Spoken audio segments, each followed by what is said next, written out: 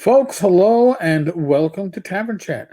I'm your host, Eric Tenkar, your bartender in the OSR, your main proprietor at the Tenkar's Tavern blog. And we have an update in something that's been going on for a long time, something that first popped up, I guess, in 2018 when Tom DeSanto was looking to use Gary Gygax's IP that was under the control of Gil Gygax through the Gygax Revocable Trust, and I believe my recollection is correct.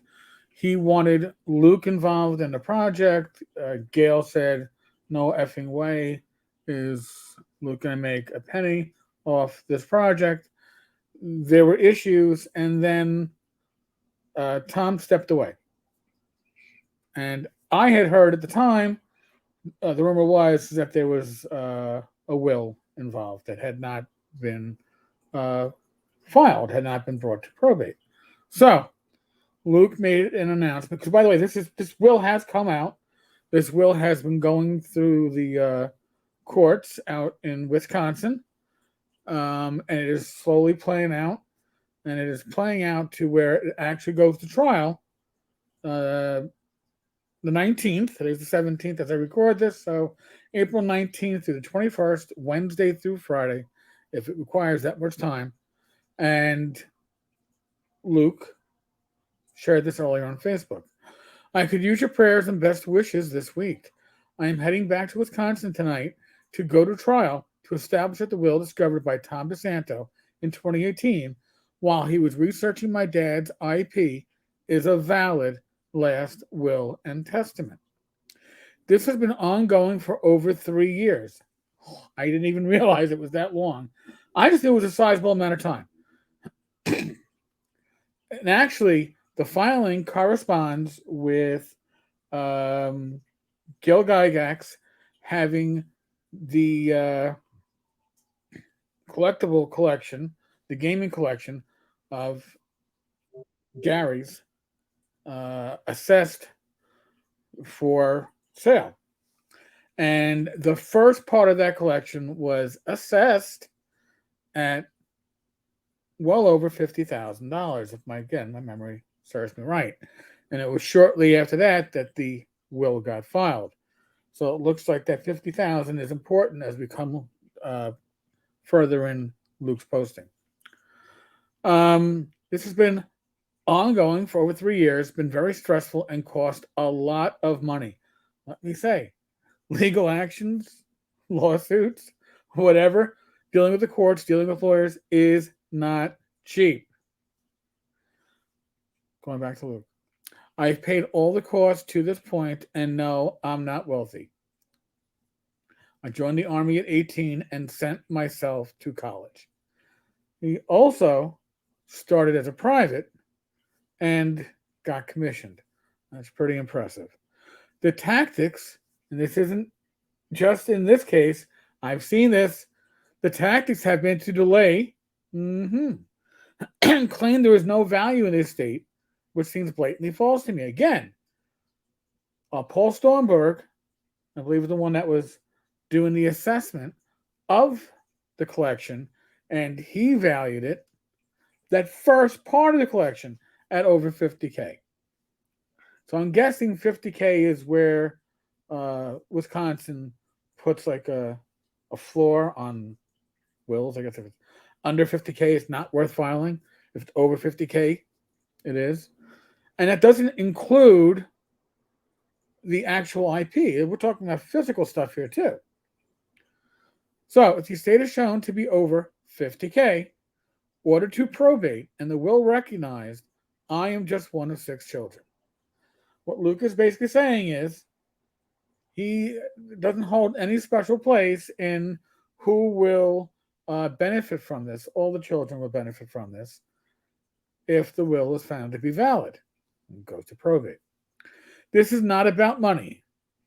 It's about finding the truth, carrying out my dad's final wishes, and knowing that I tried to do the right thing.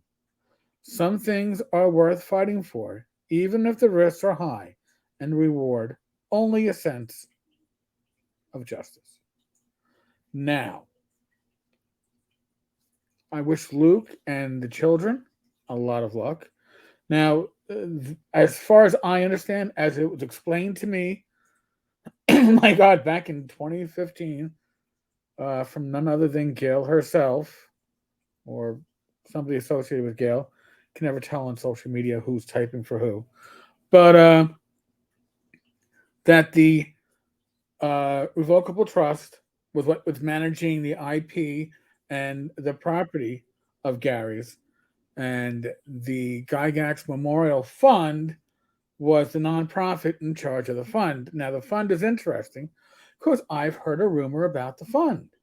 Maybe people that were at GaryCon can confirm the rumor that there's going to be some sort of crowdfunding this summer regarding uh, the memorial fund that is just bleeding money. By the way, um, if you want to throw your money away, this is going to certainly be a way for you to do so.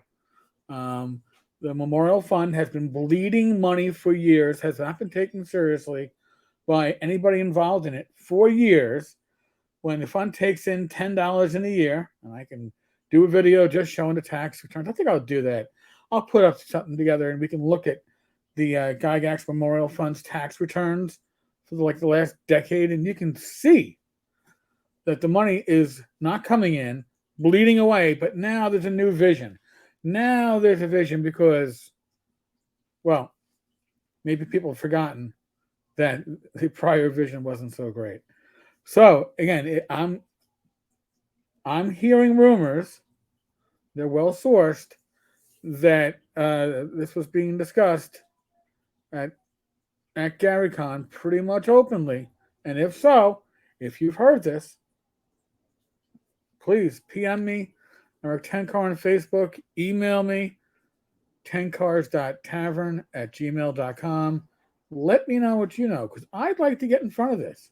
Because if they really think that there is money to be gotten from this community for this boondoggle, I like that word, boondoggle, um, for this fantasy that's been kicked around for what, a dozen years or more, probably more at this point. I'd like to know a bit more about it, and I'd like to get in ahead of it before it launches, because let's be honest, we've heard very little of anything from the Gygax Memorial Fund. It's going to be like rising from the dead, like a phoenix, asking you for your money. And if you think that money's going to be well spent, more power to you. I personally, based upon the track record, have my doubts. But hey, we shall see. Folks, on that note, when I have updates on this court case, I will be sure to share them with you. Other than that, as always, be safe, be well. God bless. Roll those dice, roll them well. I'll be back again tomorrow with more news. Wednesday is a live stream, 8 p.m. Eastern. Look forward to seeing you all there. God bless.